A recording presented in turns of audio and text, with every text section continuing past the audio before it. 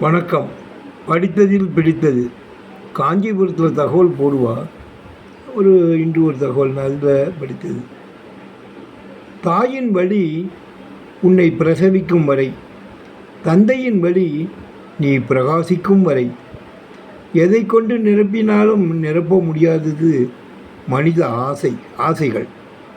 திருமண விருந்தில் கலந்து கொண்டால் இருப்பதை உண்ணுங்கள், குறை கூறாதீர்கள்.